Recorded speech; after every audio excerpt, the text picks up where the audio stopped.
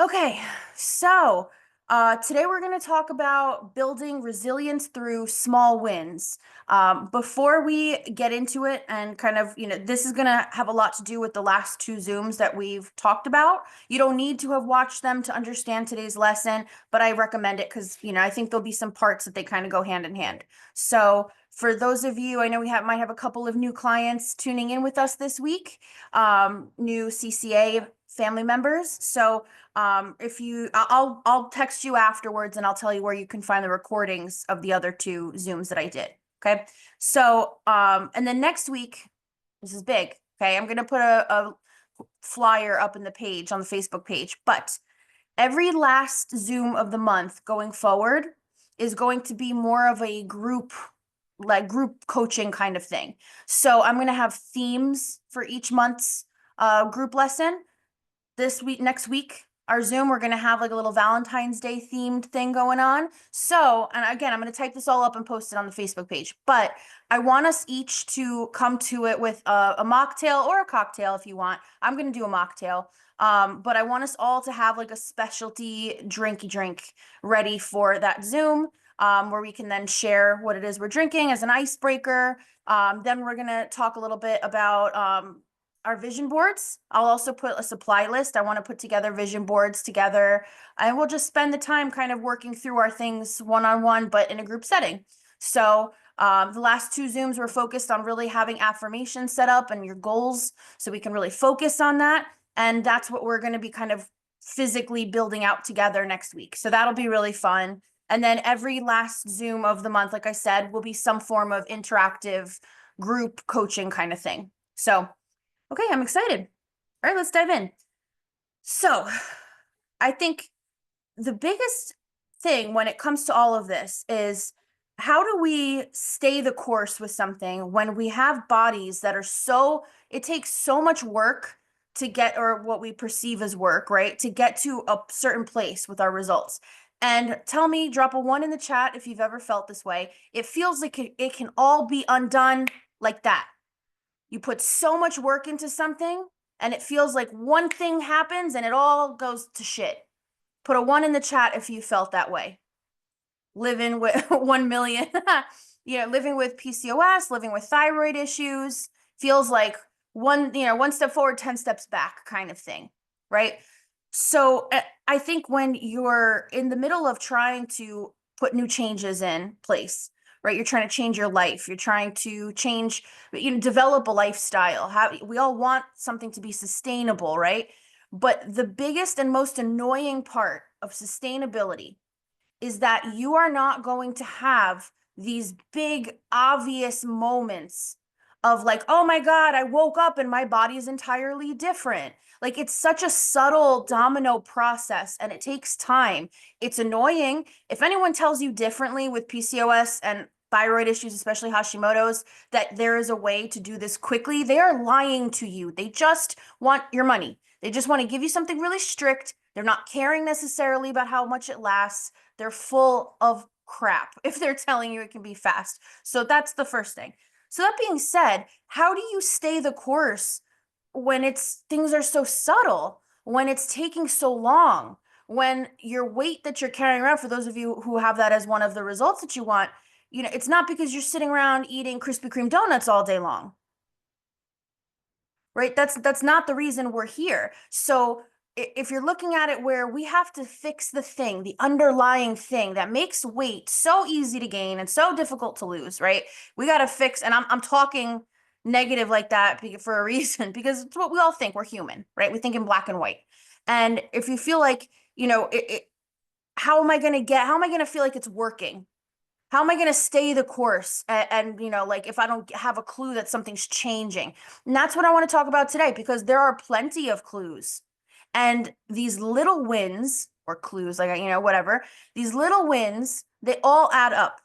And they become so necessary to continue with something that is not going to give you the big transformation overnight quickly. It just builds ever so lightly until one day you look at yourself and you're like, holy shit, I need new clothes. Or you're like, oh my God, I need to change my medicine dosages. Or, like it kind of sneaks up on you. And that's when that happens, that's when it's going to last. When you're putting your all into something and it's grueling and but you're kind of you almost like get a high from getting results from that because it's so hard, that is going to not last. That's going to fizzle and burn. And I can say that because I did that for so many years. So many years I had the best intentions. I was raw vegan. I did elimination diets. I did paleo. I did Whole30. I did some cabbage soup bullshit. I did some army thing where you ate bananas for an entire day. Like I did so many things trying. What?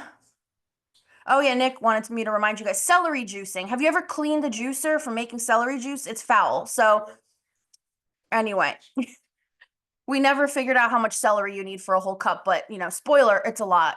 So my point is there are so many things you can do, and we confuse a lot of action and a lot of strictness for some kind of guarantee that something is going to work. But we're human beings, and that's not going to stick. Nobody's life is just the same every day and perfectly smooth. And life's freaking crazy, right? Especially these days.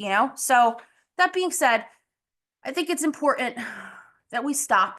And my goal today is going to try and help you really hone in on the little wins. Because if we look at what we did the last 2 weeks, where we talked about really envisioning what it is you want and being the kind of person who achieves those things, right? Like we're trying to think about what kind of a person do I have to be to achieve these goals? Well, if you're somebody who focuses on little wins and cuts yourself slack and gets rid of the idea that you're going too easy on yourself or you're making excuses, if you really like learn to support and celebrate those little wins, they all add up.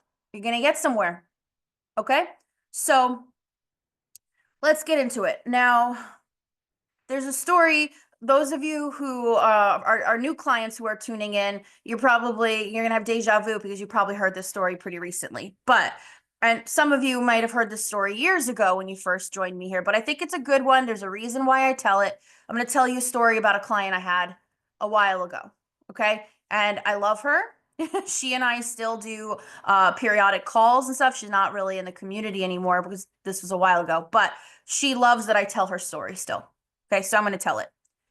So I had a client a long time ago, right? And those of you, I mean, if you remember, my process for coming into CCA is typically pretty grueling, right? Like we do a quick call, then I have you watch a video, you send me takeaways on a video, then we do a longer, like 1 hour call. I'll drag your spouse on the call, like it's a whole process. And the reason for that is to weed out people that are just wanting like the quick fix.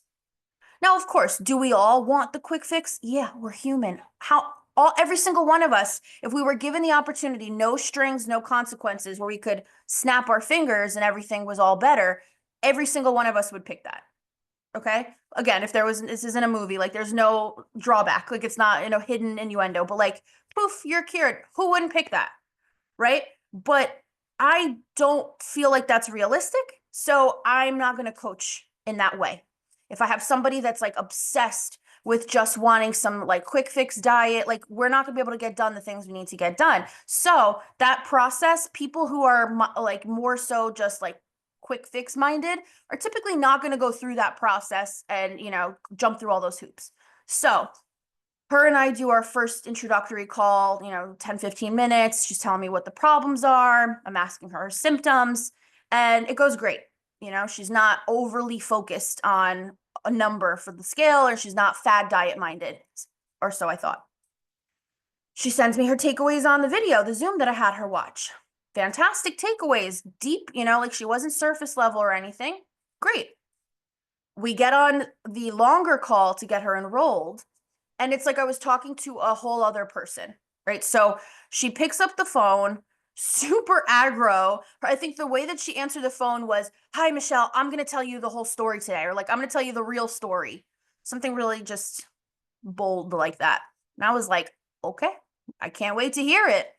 And she proceeds to unload about every diet she's ever done. She says to me, she goes verbatim, "I am a professional dieter. I have been dieting since I was 8 years old. I am 48 now. I will do anything you tell me to do. You tell me to cut it out, I'll do it. You tell me to do a detox, you want me to fast. Like she just starts rattling off all of these different crazy things that she's tried. Like I don't want to use crazy, but like super strict things that she's tried. Like a million miles a minute. So I let her finish. And then I say to her, I said, hey, look, this isn't personal. I really like you, but I have to be honest with you. I'm not the right fit to be your coach. I was like, because I think my method, I know you're really looking for that, like, you know, struggle in the name of results kind of process. Like, I know you really want something kind of strict, and I just don't do that because I don't think that that is, gets you lasting results. So I think you would get annoyed with me if we started working together, So I'm going to send you a video. I said, if you still feel like after watching that this is a good fit, we'll revisit and we'll talk. And usually people are pretty pissed off that I'm turning them away, because they expect me to just get on the phone with them and want them to join no matter what. So I was expecting her to like hang up on me or say something mean like usual. But instead she was like, oh my God, just like this. That's so nice. But no, I'm going to be your client. So like, I appreciate you and what you do and why you're saying that, but no, I need to join. I was like, okay, like how do you figure, I thought I said it pretty clearly. And she was like, I get what you're saying. And she goes, maybe I was a little over eager. She said, I just want you to know I'm so in it, I'm so ready, I just want to feel better, which is the part I was looking for. I just want to feel better. That's really why we're especially so impatient for these results. You want to look different, you want to feel different too, right? So once she said that, she started getting like a little emotional. And I asked her, I said, where is this emotion coming from? And she's like, look, this is the only way I know how to be. She said, I've been doing this since I was a kid. It's diets.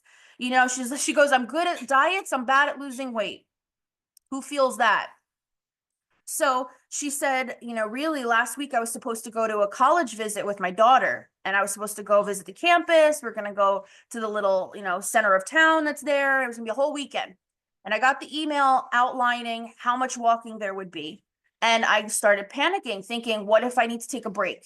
What if I'm the biggest parent there? What if I embarrass her? What if I need a bathroom? She's like, I just started getting really panicky that it wasn't suited for me and I didn't want to take away from her. So I let her go. I think she said her husband or her sister or someone took her daughter. And she said, my daughter FaceTimed me while she was doing this tour. And she said, I had to hold back tears because there were grandparents there. There were other parents that were keeping up no problem. And she felt like she's been dieting her whole life, trying to, make sure that her health didn't decline. And here she is, almost 50 and feeling like no matter what she's doing, she's less and less able to do things. She's getting worse. And so she said that the eagerness came out and just like talking about diets and stuff. She's like, if you know a different way, please, I need that. I don't want to be like this anymore. So that's different. Like that really stood out to me. I wasn't expecting that level of self-awareness, to be honest. So I said to her, I was like, look, I have a couple of conditions for you before I agree to work with you. I said, one, we take weight loss off the table. It is no longer a result that you're looking for with this program. And I remember she's like, what? What do you mean? My health, everybody's favorite thing is the weight, my health, has to be the number one thing. And I said, look, your weight is not the way it is because you sit around eating bonbons all day. I was like, so we're not going to approach it that way. We need to figure out what is causing this to be such an issue. I need to have the time to be able to do that without you looking at the clock, breathing down my neck, feeling like it's not working, it's not working. If you feel that way, if you know that you're not going to be able to, do it unless you see these crazy results, then this isn't the right fit. But if you're in it to really like dig deep and figure out what the hell's going on, I'm all aboard that. I was like, but if I'm going to help you, I need you to be, I need you to follow my lead and you to have faith, trust the process, and not just focus on one symptom when the issue that you have is causing all these symptoms and weight is just the one that we see the most. the one society hates the most, the one we think is the culprit of all of everything that ails us is the weight, but that's not the truth. So I need, if let's say everything gets better and the weight is the last thing that changes because we got to get your body and, we got to fix your shit first. I was like, then I need us to have the time for that to happen. I don't want you to screw yourself out of it. I was like, so I'm just being real with you. You need to be okay with that. And she was like, okay. She goes, I'm going to be annoying about that. She's like, because, I'm used to a certain way of doing things, but I appreciate you being real with me. She might need to remind me. So I'm like, okay, no problem. I was like, second condition, most important one, do not ghost me. I was like, because you're going to get pissed off. And those of you who have been with me for a while, if maybe you can relate to how you felt initially with how slow things were kind of going, I was like, you might get pissed off. You might wonder if it's working, get discouraged. You might be looking for these big results and everything's kind of subtle, foreshadowing. I could just see it now or getting annoyed with me about this. I was like, so when that happens, I don't care if you call me up and you ream me out and you scream at me. I would rather you do that than ghost me. If you're feeling discouraged, if you're feeling any kind of way, and those of you who've been with me, you message me, you could be like, I hate you. And my answer is going to be like, why are you feeling that way? Like, where's this emotion coming from? So I was like, I got thick skin. Call me up and scream at me. I would prefer that, but do not ghost because then that's you deciding it's not working, which might feel safe to you, but it's not the truth. You're just cutting yourself short. So she's like, okay, I would never ghost you. I would never yell at you. I'm like, okay, they all say that. So fast forward, we're doing her baby steps. We do, I think for her, the first step was waiting 2 hours to have coffee in the morning. Those of you who can relate, who have had that first step. And she was annoyed because she's like, that's all you're going to tell me to do? And I explained to her the science behind it, why I was recommending that based on all her other symptoms and everything going on. And she's like, what if I do gluten-free? What if I cut out sugar? What if I do this? What if I do that? I'm like, just wait. I was like, baby steps, one at a time. Well, it's not going to get you results faster if you're kicking your own ass and working really, really, really hard. Like, that's just a myth. The diet industry tells us it keeps us on the revolving, the merry-go-round. So let's focus on one first. Took her a little bit to get into that, but then she started feeling better. We started working on stress stuff. We started working on her eating throughout the day and just having just different changes to her daily schedule that were helping her things stick better.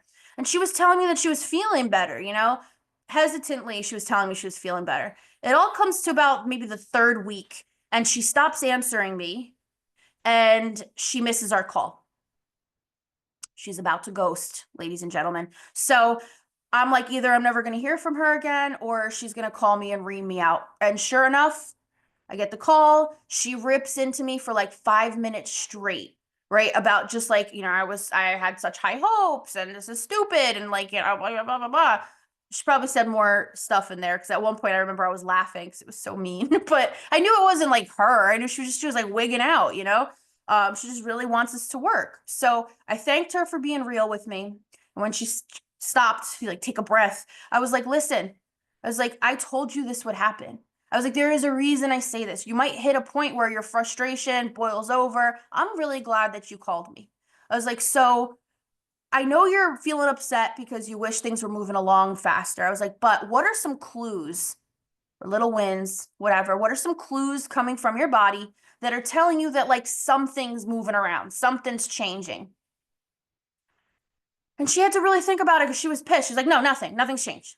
And I'm like, first of all, girl, you were telling me that you were feeling better and you didn't make that up. You didn't trick yourself into thinking that. Just because it's up and down and nothing's fluid and right now you might not be feeling so great doesn't mean that you haven't had improvement.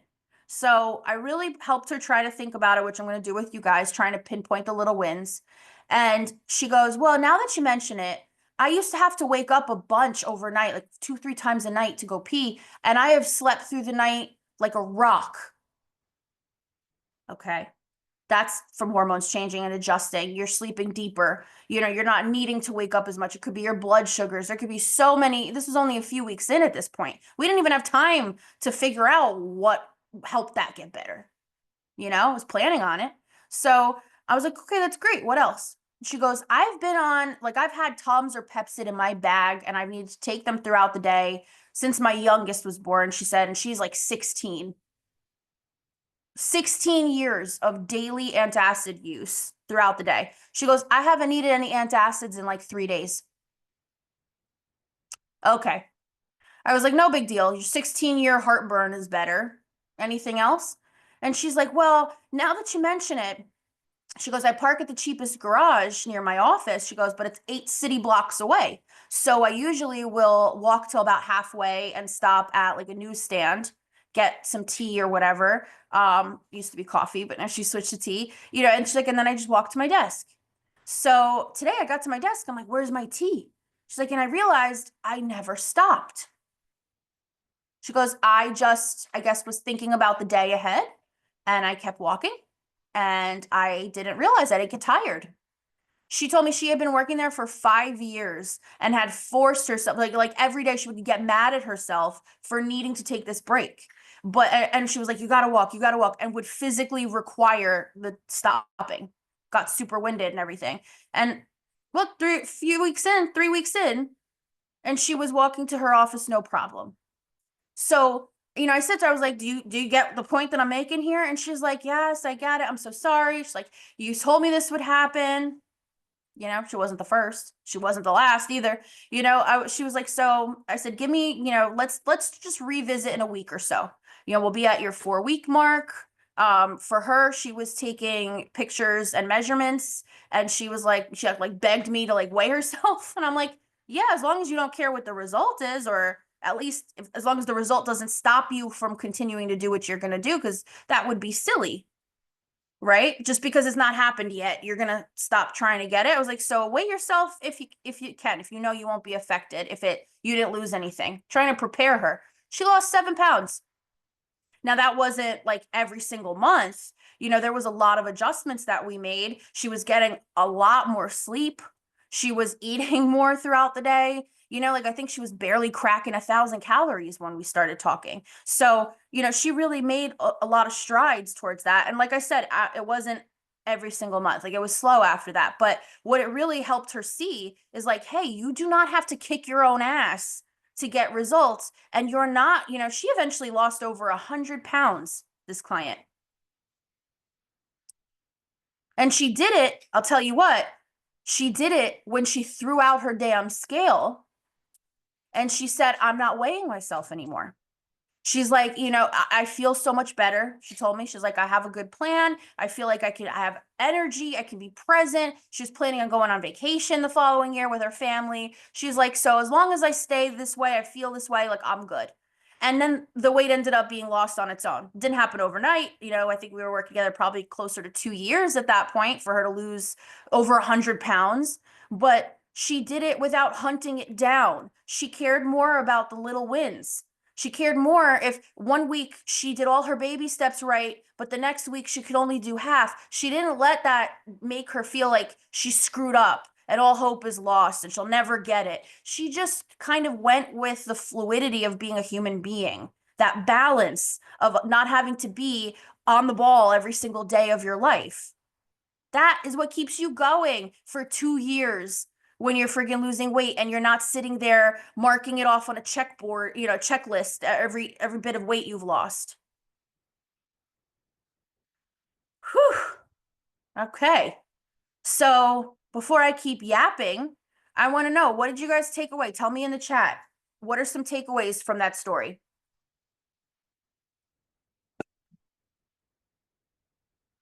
Tell me your thoughts. Type it out for me in the chat. Don't leave me hanging here, all vulnerable and reminiscing about my clients.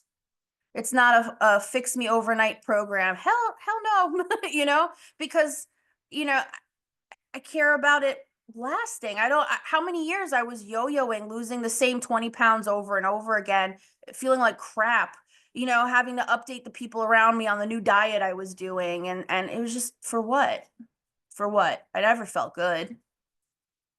Just because I felt euphoric that I was losing weight, that's not, that's kind of not a good thing, you know? Like you shouldn't feel euphoria that you're losing weight. If you're saying like, "Oh, I'm happy that my habits have changed. I'm eating more whole foods that have nutrients and things like that," and you feel good about that, that's great. But if you're like, "Oh, I didn't eat today," and like you're feeling good about that, or like I lived on, some strict protocol and I'm going to bed hungry, that's, my friends, that is disordered. So, which is a whole other, I think deserves the respect of being a one-on-one conversation. But you got to look at the little wins. Otherwise, you got to do the little wins and you got to make it something that you're just going to do. It's not, I'm going to do this until I see weight loss to make sure it's working. Everything we're going to do together is just a good foundation. It's just taking care of yourself in general. So if you're sitting there like, I'm only going to do it for a month, and if I don't lose 10 pounds, then fuck this. Well, good luck. I can't imagine the plan you'll find. No instant gratification. Don't focus on weight as an outcome. Yeah. And yet it still happens. Would you look at that? Focus on celebrating little wins to move forward, not an overnight fix, a more sustainable long term with slow changes. Yeah. Giving yourself grace, being kinder to yourself is where it starts. Yeah. Because by the time it becomes second nature, that's when you start noticing the physical changes. Absolutely. Absolutely. And you hear me say this all the time. I think it's so important. Society makes us feel that if we don't beat ourselves over the head, if we aren't quote unquote realistic about our bodies, that we aren't hiding our bodies at all times and hating ourselves because we're not small, that's what we need to do to get to where we need to be. If you're kind to yourself, you're going to go off the rails. Kindness isn't going to get you thin. Kindness isn't going to get you a six pack, whatever bullshit they're saying these days. But at the end of the day, you cannot hate yourself to a goal. If you hate yourself enough, you're going to think that you're a piece of trash and you're not going to actually put in the consistent effort to do something. You're going to sabotage yourself. So, giving yourself grace and being kinder to yourself is not because you're some wimp and you're taking the easy way out. It's because that is the smarter way to go about and invoking change. If you believe in yourself, if you speak positivity into yourself, if you struggle with something, but it doesn't mean that you're awful, all in all. It just is one isolated human moment that you can learn from. That is valuable. Thinking that you're a piece of trash, that's not going to like give you any extra tools to do what you need to do, right?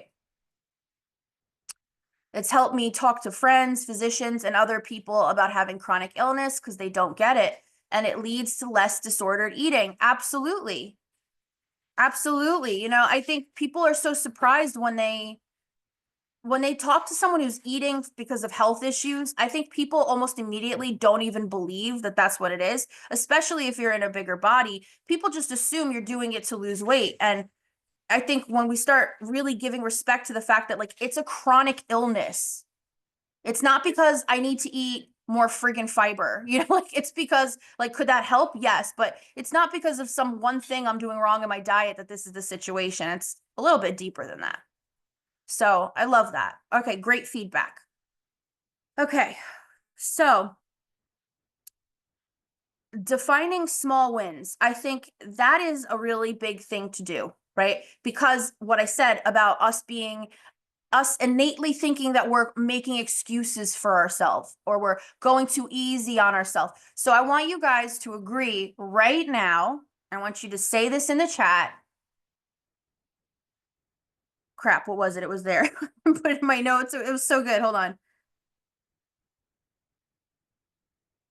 Oh my God, I had such a good thing I wanted you to write. I hate that. This mom brain. It's like my Timu brain. Okay, whatever. I'm going to say less eloquently, but the point is, I want you to say right now and agree to it. We're not going to be mean to ourselves. And I know you're probably like, okay, Michelle, but like, I want you to really put your focus into that. I want you to, and a lot of you have been, a lot of you have made great growth in this. We're going to keep it going. We're going to commit to keeping that going. I want you to write, I am not going to be mean to myself for things. What is the point? What is the point? So I want you to say right now, I am not going to be mean to myself about things. I had such a more eloquent way. It's going to piss me off. I'm going to remember it like in bed later. I am not going to be mean to myself about things. Put that, call it out, commit to it. It doesn't mean you're not going to care about anything. Your house is going to go into, disarray, and you're not going to pay your rent, and you're going to no one's going to leave and join the circus because you're saying this. I'm not going to be mean to myself about things. There's just no point. It makes no sense. Logically, it's a distraction when you're angry with yourself because it prevents you from looking at the data of the situation and changing things. So, no use being a dick to yourself here. All right. I'm not going to be mean to myself about things. I love it. Just keep it coming. Keep saying it. Okay. So that's the first thing. I'm not going to be mean to myself about things. Second step, we're going to really look for the small wins. Again, your brain might be wired to being like, well, that's no big deal. But I want us to try and practice getting out of that. So I want you guys to tell me in the chat.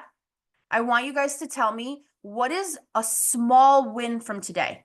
It could be brushing your teeth. It could be leaving the house at some point. It could be eating something before 2 p.m. I want you to tell me in the chat, what is a small win from today? You don't have to explain yourself. Whatever it means to you, if that's what comes up as a small win, then that's what it is. So tell me in the chat, no matter how tiny it is. I brushed my hair today. I made it to this Zoom. I booked my calls for the month. I don't know. I changed my underwear. Like, it could be anything. No one's gonna judge here.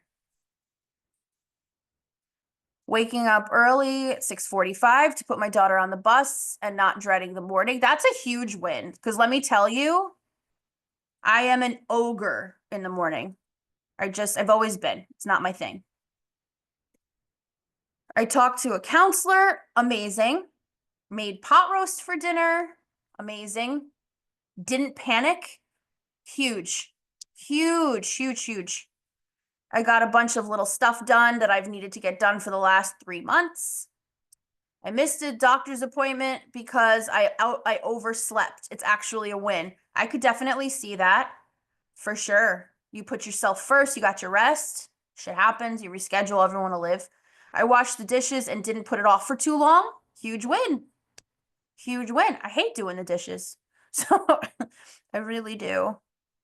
I get staring at me from across. There's open concept. So when they give you the stank eye, you can see it from across the room.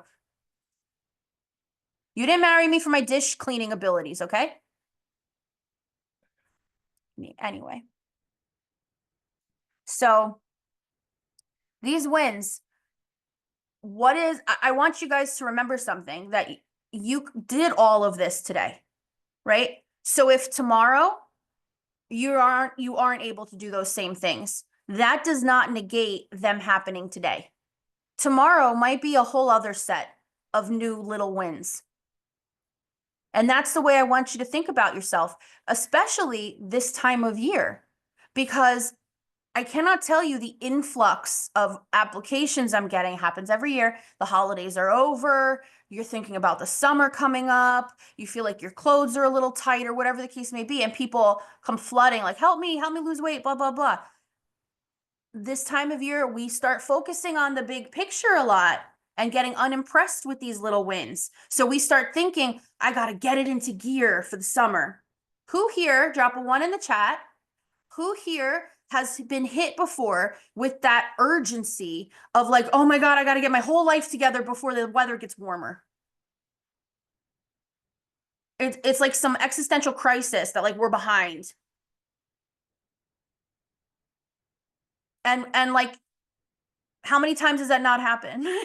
Even though you spend all winter thinking about it, you might even do stuff. You might try a new diet, join a program, do all those things. It's going to screw you over thinking that way. So this time of year, especially when it sounds crazy out there. Sorry, the wind freaked me out. But like this time of year, when there's so much pressure to do these big changes and everything, if let's say you remember to take meat out of the freezer today, and that's your biggest win. You put socks on. You answered a text that's been sitting there forever. No matter what it is, if you count the little wins And look for little wins. This is the other side of the thing. Look for little wins that you can accomplish each day. They will lead somewhere. So I see here you said it's not necessarily a seasonal thing, just feel constant underlying urgency. Of course, we feel like shit. We feel like we're in a body we don't quite feel comfortable in or recognize. There's just there's so much these days. The minute you log onto social media, someone's yelling at you to not be fat. Like it's a constant sense of urgency and dread. Are you kidding me? The amount of time I've had to spend tailoring my algorithm this time of year to not inundate me with GLP-1 advertisements and weight loss programs and don't be lazy, go work out, get abs by the summer. Like just the amount of bullshit that I've gotten targeted by. Every year it happens, but of course we're going to have urgency all the time, I've noticed this a lot with my postpartum body. I've had people ask me how it feels to not have lost my weight yet, having no idea, right? That there are rings that I can wear that I wasn't able to wear a couple weeks ago. That's a big win for me. I am able to like get on the floor easier now than I was in the past. So I feel like my abs are actually healing now from being sliced through to pull a child out through. Like that's a win for me. My hair is growing. That's a win. Like so someone else might be honed in on why my body doesn't fit the traditional image, and that's where that urgency comes from. There were a few times where I had to like really check myself and be like, stop it. Like, don't that underlying urgency can really screw you out of getting done what you need to get done, especially as it pertains to what we talked about the last 2 weeks with this abundance mindset. If we live our life feeling like we're already late to do everything, then nothing feels enjoyable. This general feeling of, I swear I'm going to start this / turn a new leaf when next week / month starts. Always a deadline, always some big glow up on the horizon, right? So much pressure. So I want you to do a couple things. So I want you to remind yourself, if you feel like your progress is too slow or you feel like you're not doing enough, take a look at two things. One, look for the small wins, whether that's changes that you feel or lessons that you've learned. If you're noticing that your mentality is different, that counts, right? So recognize the little wins when you feel like progress is too slow. Ask yourself if you're focusing too much on the bigger picture or if you need to zoom in a little bit more. And then this is a big one. I want you to reframe discouragement, right? Let's say last week you meal prepped, you planned, and I'm not anti meal prep. For me, it's not realistic. Like I like to prep my ingredients, I like to have them on hand, but like prepping the whole thing in a container, it doesn't suit my ADHD. I just can't. I always wish that I was the type to make it work. And there are plenty of people who do fabulous with that. But just for me, that's not how my DNA is built. Like I can't keep up with it. It's very difficult, and I'm sure I could, but not with a great deal of stress. So, but let's say last week you prepped your stuff, you ordered your groceries, whatever it is that you do, and you feel like you're really on the ball. And then this week you didn't prep anything and you got nothing in the fridge. You've had to you do DoorDash 2 times this week. You spent $150 on subpar food, like losing my voice. I'm sorry. You might feel discouraged. You might be like, oh, damn, like last week I had it all together. And then this week, like, oh, I'm slacking. Watch what you say to yourself. Don't double down on that discouragement. Don't be mean to yourself for shit. Don't be like, well, you suck. You didn't prepare. That's why, blah, blah, blah. Like, would you want to live with someone like that was always like picking on you for the things you didn't do and like adding to your discouragement? No. So don't live with that in your head, easier said than done. I know, just like now that I'm saying it, keep it in mind, right? Reframe that discouragement. So if let's say you meal prep last week and it was really helpful, but this week it was too hard to do. Think about a middle ground. What's a little win? If the week prior you were like super energized and you like, put everything in containers and stuff. And then you didn't prep anything this week, but like you're thinking and you're like, what really helped me the most was having breakfast done. I'm gonna like put some chia seeds and milk together in a container and have it for this week. I just made that up entirely. That's still a win. Having sausage in the freezer that you could throw in the air fryer in the morning to eat real quick. Is it a meal prep? Like, did you meal prep everything perfectly? That's like one side of the spectrum. Everything's done, everything's great. Just microwave it and go. And on this side, you have zero prep. Maybe somewhere like in the middle. Isn't that a win? So if you're too busy being discouraged with yourself, pissed off at yourself, mean to yourself about things, you miss the opportunity to say, well, I'm stretched a little thin this week. Next week, what would help me the most? If I can't do the full prep, what would be the most helpful? Why can't you strategize like that? Don't be so divided in black and white and what's acceptable, what's not. That is something I've had to learn a lot, especially being autistic. It's something that like my default can be the black and white a lot. It's one way or it's the other. But having to stop and remind yourself that you can still be in charge of structure in a small way because it fits with your energy that week. We're not the same every day. There's nothing wrong with you that you're not the same every day. That's everybody. Nobody is the same every single day. So you have to kind of go along with that energy. I have this whole outline. I can post this in the recording on the Facebook page, or I can send it to you guys if you want it one-on-one. Just like text me and ask me for it, and I'll send it over to you for anyone who wants this written out. Also, this is recorded. I feel like there's a way to transcribe these calls too. There's like an AI option. I'm operating like Windows 97, like up here in my brain. So I don't know how to do that, but I'll figure it out so we can have someone transcribe these Zooms too. Some AI will transcribe the Zoom. So I'll get that for you guys. Okay, so the top 3 things is when you feel like progress is happening too slow, look for the little wins. It's the first one. Look for the little wins. Number 2, ask yourself if you're kind of just looking too far ahead and you're looking at the whole picture. And then 3, reframe discouragement. So if you're upset because you didn't do something well now, look for what a small win towards that could be and try that instead.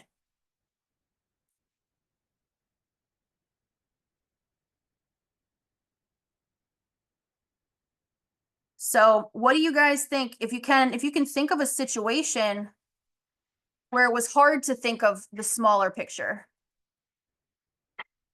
Does anything come to mind? Like, where have you been hard on yourself, where it's been hard to look at the small wins? What comes to mind?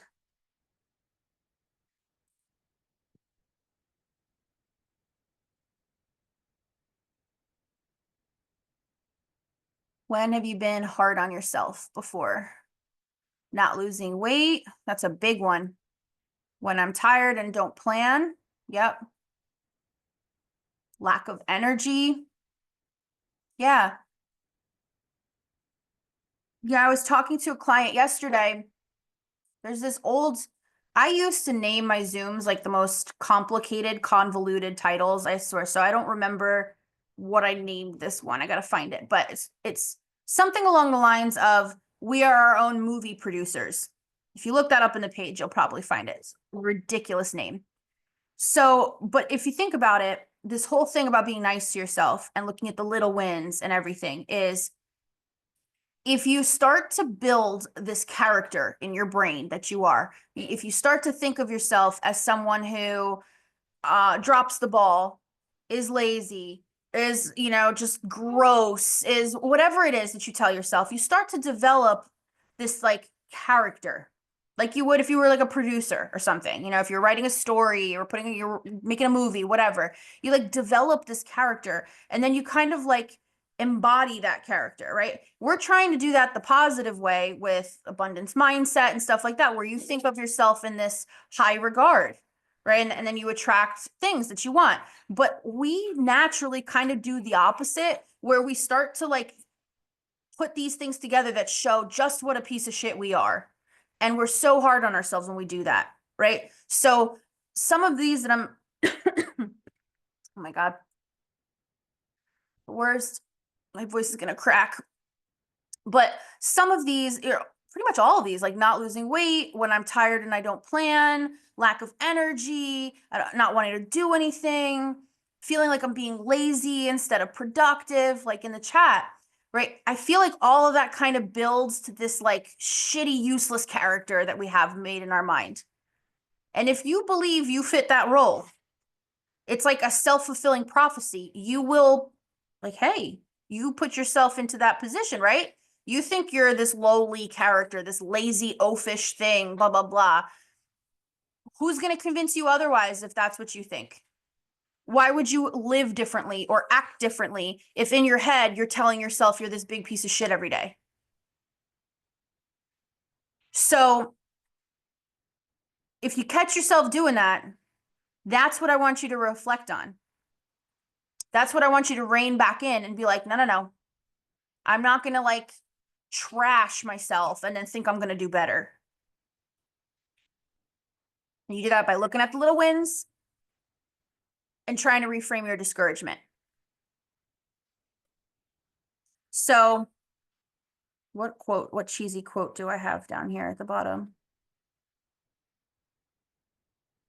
Baby steps are still steps. I like that one. Baby steps are still steps. This whole freaking thing is built on baby steps, right? So look at yourself, look at your day to day, look for every reason possible to pat yourself on the back, to pump yourself up, to be your own hype man for the tiniest of things, because it's all, I promise you, if you do that, you are going to put yourself in a position to do truly the best you can. Right? So I hope this helped. I hope this wasn't too rambly. Like I said, I'm going to give you guys the written format, my outline here. I'll just send it over. So just text me asking for it or wait for it on Monday with the recording. I'll post it in the Facebook page. But I want you guys to really focus on this week, thinking about like how you talk to yourself, what you celebrate, put that in front of your eyes. All right. And then next week, I will post this in the page, but remember, next week is going to be interactive. We're going to do a little Valentine's Day themed, kind of, I don't know what to call it, group lesson in here, group coaching. Have a mocktail that you're excited to drink, or a cocktail, whatever. And yeah, let me know how, if you want to chat further, you know where to find me. Okay. So enjoy your night. Mwah. Bye-bye.